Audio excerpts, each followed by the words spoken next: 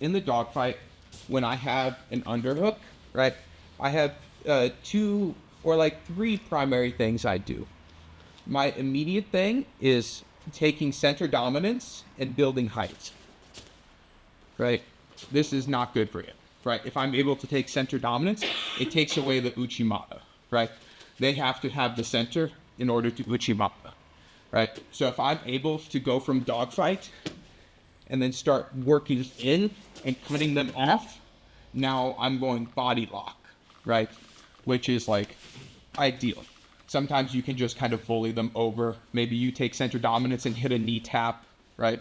So I'm always looking to build height and like just bully them immediately, right? But some people have an extremely strong whizzer, right? So if they have an extremely strong whizzer, right, it's hard to build height. In this case, I limp arm. So I take my hand, I turn it face down, and I release, right?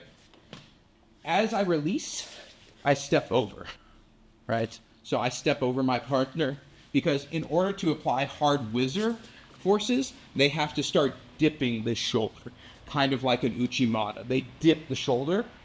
So as they dip the shoulder, they're opening up their far side more, right? So if I'm able to limp arm out, there's a nice hole, I know, waiting for me on the other side.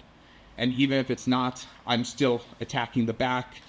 Worst case, I'm in some kind of leg drag scenario.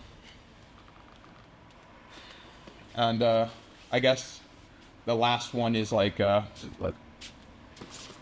if I am here and I go to build height, right, and they build height with me, we can always execute the back sweep. Granted, that's if they don't have, if you feel the heavy overhook pressure, the Uchimata is coming, right? But sometimes you can just pressure up fast enough where they don't have time to set their position, right? In that case, it becomes easier to back sweep off of. But if I feel that heavy overhook, yeah. And from the bottom, I'm heavy overhooking and trying to wait for them to limp arm and catch their limp arm. Right? So like if I have this overhook and I'm starting to apply this, I catch it here.